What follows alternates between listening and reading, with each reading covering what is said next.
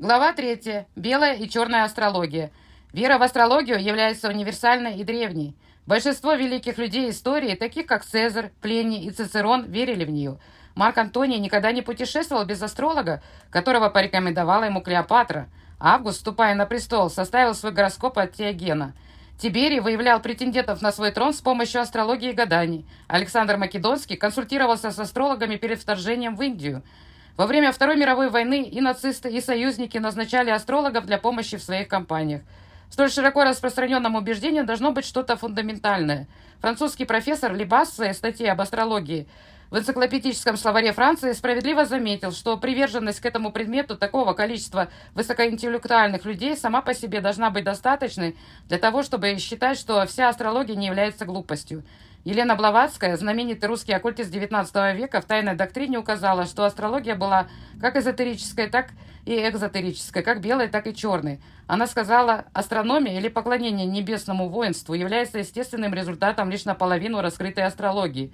Адепты, которые тщательно скрывали от непосвященных масс ее оккультные принципы и мудрость, переданную им правителями планет ангелами. Отсюда следует, что божественная астрология для посвященных, суеверная астрология для профанов. Было упомянуто, что Иерофант в Египте принял в свой последний путь определенные мистические учения по астрологии. Высший Иерофант получил титул астронома. Блаватская далее заявила, что оккультисты и теософы первыми признают, что существует белая и черная астрология. Тем не менее, астрология должна изучаться в обоих аспектах теми, кто хочет стать экспертом в ней. И хорошие или плохие результаты зависят не от принципов, которые одинаковы в обоих видах, а от самого астролога. Астрология глубоко эзотерична, и принижать ее лишь для того, чтобы удовлетворить любопытство профанов, значит загрязнять божественную науку. Каждый искатель истины, каждый пророк и спаситель человечества видит судьбу человечества таинственным образом. Его миссия открывается ему в символизме. Когда Заратустра, неся мертвых товарищей по лесам и болотам, почувствовал, что глаза его открылись, и на него снизошел свет, он увидел, что солнце стояло в полдень. И орел широкими кругами носился в воздухе, а с него свисала змея, не добыча, а друг, ибо он лежал, обвившись вокруг шеи орла. «Это мои звери», — сказал Заратустра, и возрадовался в сердце своем, ибо он знал значение орла и змеи. Точно так же эзотерические знания об астрологических планетах и значения знаков зодиака могли бы стать самым надежным ориентиром человечества в эти невеликой опасности.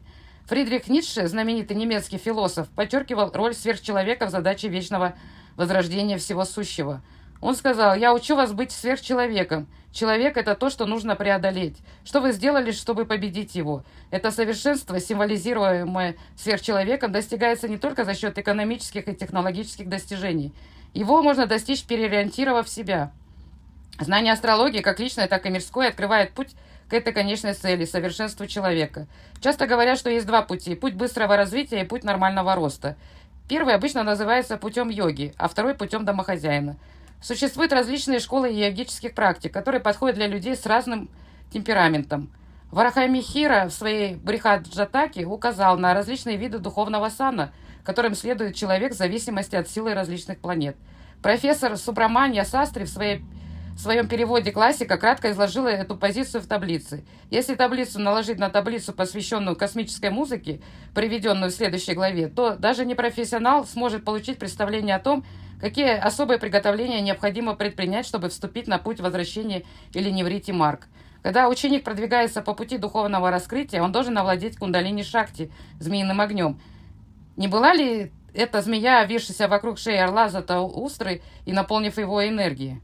Лейтенант Артур Эдвард Пауэль в книге «Эфирный двойник» указал, что три формы энергии – фахат или электричество, прана или жизненная сила и кундалини или змеиный огонь, исходящий от солнца и входящий в позвоночную чакру, обеспечивает огонь в виде тепла крови и сексуальной мужественности, который, если направить его вверх, проходит через позвоночный столб. Эта энергия направляется в мозг, где стимулирует привязанность, усиливает интеллект и духовность, оживляет различные чакры, которые дают начало различным ситхам. Различные чакры, которые кундалини-шакти заряжает энергией в своем восходящем путешествии, связаны с различными планетами. Интересно отметить, что известный немецкий мистик Иоганн Георг Гихтель, который был учеником Якоба Беме и принадлежал к тайному обществу розенкрейцеров, еще в 1696 году в книге под названием «Практическая теософия» поместил райские планеты в различные части человеческого тела. Он сделал из этого положения определенные эзотерические выводы, которые могли бы быть полезны для духовного развития ученика.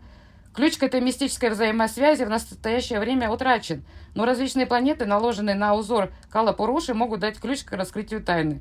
Например, при ослабленном Солнце и асценденте в Овне Нативу придется приложить немало усилий даже для того, чтобы овладеть общей философией духовности в нынешнем воплощении. Если такой человек стремится к духовности, его самой большой бедой станут женщины, вино и эгоизм.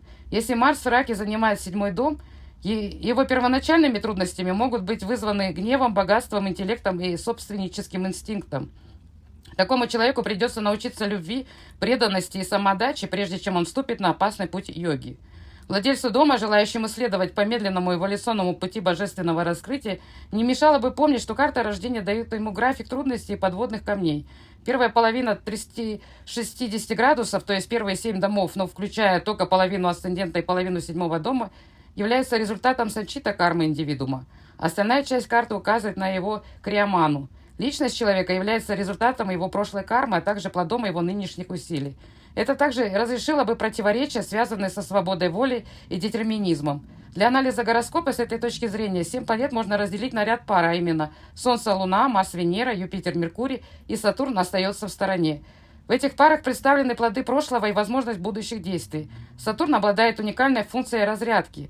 В общей схеме эволюции, где все планетарные силы оказывают свое влияние в соответствии с их расположением в зодиаке, придавая им первоначальную силу, где расположение планет в различных областях Кала-Пуруши указывает на то, какой аспект жизни они будут активизировать, Сатурн становится распределителем кармического возмездия. Если человек не заслужил права на помощь своей прошлой кармы, благотворное влияние гороскопа будет сильно затруднено.